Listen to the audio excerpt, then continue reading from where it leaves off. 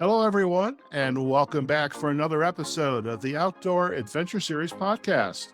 The Outdoor Adventure Series celebrates individuals and families, businesses, and organizations that seek out and promote the exploration, stewardship, conservation, access, and enjoyment of the outdoors. In this episode of the Outdoor Adventure Series, we continue to celebrate the National Marine Sanctuary's 50th year of ocean conservation and stewardship. The National Marine Sanctuary System is made up of 15 marine protected areas. Our guest today on the Outdoor Adventure Series is Sarah Fangman. Sarah is the Superintendent of the Florida Keys National Marine Sanctuary, and she is overseeing through the sanctuary the management and operations of a protected area that covers more than 3,800 square miles. Now, Sarah was appointed to the position in 2017 after serving as a superintendent of the Reefs National Marine Sanctuary in Georgia. And she has had numerous positions and served on commissions and done a lot of wonderful things that I'm going to let her tell you more about, because you don't want to have me share this by myself. So, Sarah, without further ado, it's a pleasure to have you on the Outdoor Adventure Series podcast. It is my pleasure to be with you on the podcast. Thank you for having me.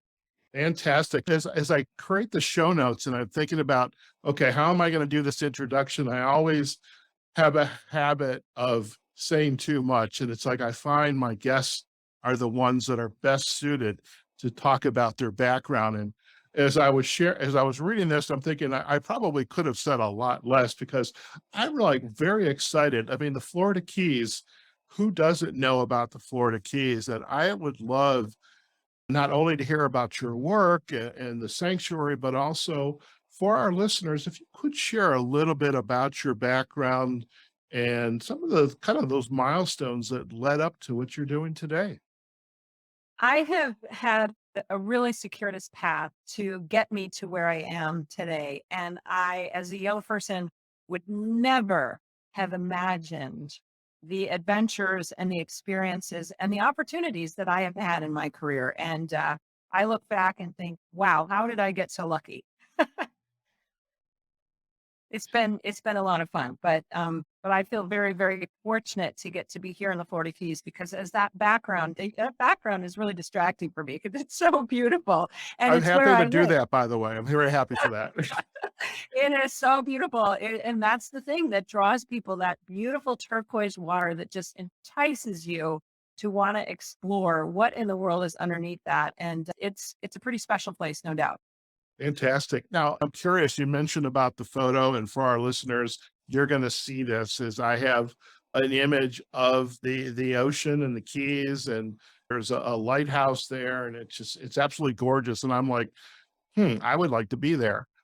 I have a client up here in Nevada, the Boulder City Chamber of Commerce, and the CEO of the chamber lives literally in a fishbowl, and out her back window is Lake Mead. Now, Lake Mead has its challenges right now, but it's gorgeous in the conservation area.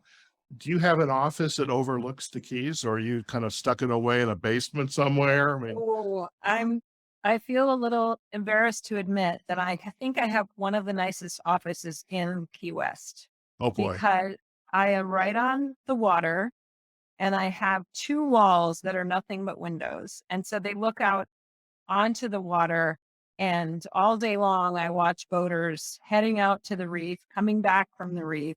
And I do feel a little bit of longing. I love to be able to look at it. I can watch the frigate birds soaring over. I can watch, sometimes I do see dolphins. So I can see all of that, but I'm still in an office. And so it does pain me a little bit to watch people all day long heading out to go snorkeling or diving or parasailing or jet skiing. And anyway, but yes, I have a pretty nice office. All right. Well, I tell you what, I usually have an ask for my guests, especially the National Marine Sanctuaries. It's been a real easy ask, by the way. And Vernon does a great job. Vernon Smith, your communications director, she sends me photos and I include those in my show notes. Mhm. I would like a picture of your office. Okay. Just cover up the stuff we shouldn't be seeing, but I want to know what that view looks like, because I'd love to share that in our show notes.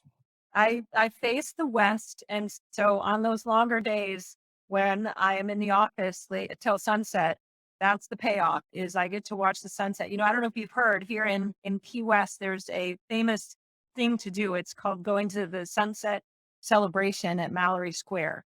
Okay. And people crowd into this spot and they get half the view that I get from my office. Oh So my there's a God. payoff when I work late. Okay. All right. Well, my good friend Dolly Garlow and Robert Keeley, who I know you know them, they're very active in the stewardship conservation activities within the Keys. And Dolly was so excited that I was going to interview you today. And now I realize I have to say to Dolly, I'm going to come down and visit because I got to go visit them. I got to come and visit you. And I want to see this office, especially at You sunset. I are love it. welcome anytime, I, anytime. I love it. So if you could go, were you born and raised out in the great outdoors? Were you born in the Midwest where we had cold gray winters? I mean, where did you start out at?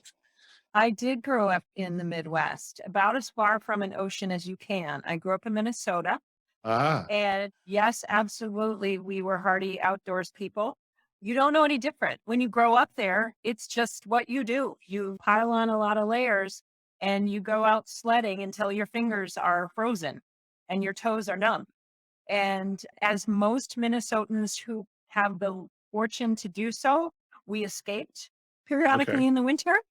And that is what introduced me to the ocean, and my endless fascination with it is we went when I was in 6th grade to Grand Cayman, and it it was magical. I put on a mask, and I'm old enough that that mask was one of those big round things with a weird nose thing, oh yeah, oh and I yeah, stuck my face in the water, and my parents could not get me out. And my back was so sunburned because my Minnesota winter white skin was right. not accustomed to that, but they couldn't get me out of the water. And I just loved it. And that was the end. That was, or the beginning, depending upon how you want to say it. Beginning So of my this love. so this experience just literally influenced you and your trajectory. Now, where did you go? So you grew up in Minnesota. Where'd you go to college? Well, not really an ocean mecca, Middlebury College in Vermont. Okay, But again, I knew I loved the ocean, but as a Minnesota girl, I wasn't exposed to careers in the okay, ocean. So okay, I didn't understand when I was applying to colleges that I could pursue something like this. So I went to Middlebury, again, a winter, cold, landlocked state, and I got sick of the winter there too. And so my junior year of college, as a science major, I looked for a program I could go away for a semester. And my parents were supportive of me going to the Virgin Islands, if you can believe that, oh for wow, a semester.